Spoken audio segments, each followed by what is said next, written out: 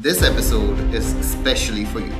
Let me start by asking you a simple question. Have you ever experienced this situation?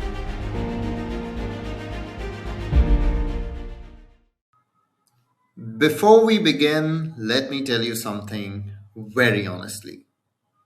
If you are listening or watching this podcast thinking that my English is not good enough, this episode is especially for you.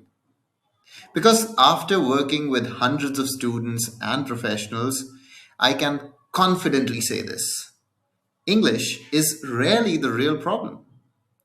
And in today's episode, I want to explain why. Welcome to the very first episode of Speak Smart, a podcast where we talk about communication the way it actually happens in real life and not the way textbooks describe it. Let me start by asking you a simple question. Have you ever experienced this situation? You know the answer, you understand the topic, you even have the right words in your mind. But the moment you open your mouth, your voice drops. Your sentences feel messy and suddenly you feel underconfident. Now, here's the interesting part. Later, when you are alone or talking to a friend, you replay the same answer in your head and think, I could have said this so much better. If this has ever happened to you, trust me, you're not bad at English. There's a very dangerous myth we've been sold. Not told, but sold. If you improve your English, your confidence will improve.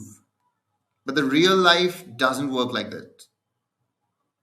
I've seen people with excellent grammar, strong vocabulary, and even international exposure still struggle to speak confidently.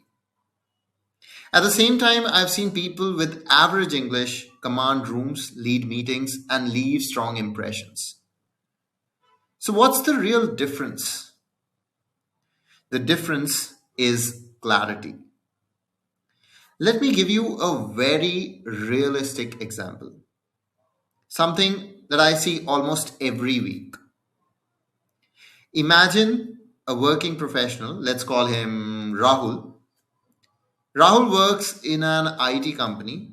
He understands his work, he prepares, he knows English reasonably well.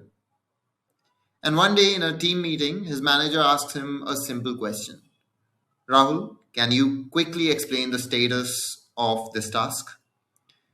Rahul starts like this. Actually, so basically, what happened was the problem is not his English. The problem is that Rahul himself is not clear what he wants to say first.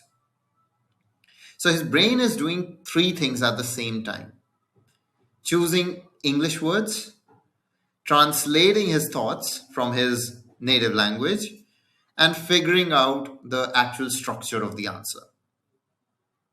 That is an actual overload, and that overload creates nervousness.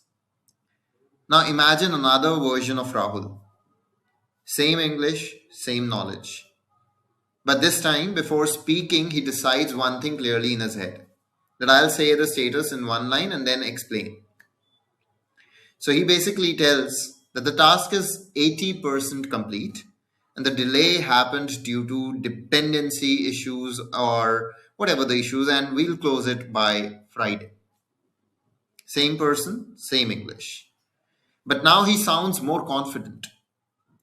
The confidence did not come from vocabulary, it came from clarity and structure.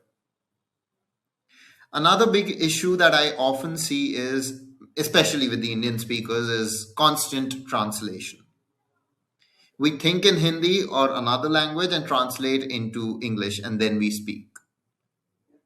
So by the time we speak, our confidence has already dropped because we are working simultaneously on the other task, that is of translation. So let me say this very clearly. You don't need to think in English to speak well. That is what most people often mistake you with. Most people often keep telling think in English. No, that's not the point. You need to think clearly. Even native speakers take pauses, even they restructure sentences. We need to remember this. So, restructuring of sentences can keep happening. You can keep taking pauses, but the clarity is what is required. Okay, so the difference is that they're not judging themselves while speaking. The only difference with the native speakers, with the native English speakers, I mean, if you take one thing from this episode, let it be this particular thing, which is clarity. Have that clarity, do not translate, and think clearly. Structure is your confidence shortcut, basically. So take this learning from this particular episode, that structuring of your thoughts is your confidence shortcut. So before speaking, silently decide, what's my main point? What's one example that I can give relating to the answer for that credibility in your answer? And how do I close that answer? That's it. That's the clear structure. When structure is clear, your body relaxes and your tone stabilizes, and that confidence shows. This is why fillers disappear naturally. Not because you forced them out, but because your brain knows what comes next. Here's a very simple exercise for you all to do now. Today or tomorrow, before speaking in any situation, meeting, interview, classrooms, pause for 2 seconds before you answer. Decide what your first sentence is, what you're going to say. Not perfect English, just clear thought. And you'll really feel that difference immediately. So, this podcast, Speak Smart, exists for one reason: to remove unnecessary fear around communication. Remember one thing: English is just a language, it is merely a tool. Confidence is a skill, and skills can be learned. Every Sunday, we'll break communication down into simple, practical ideas you can actually use. If this episode helped you even a little, subscribe to Communicate and share this with someone who needs confidence more than grammar. So until next time, speak smart, not perfect. Thank you and take care.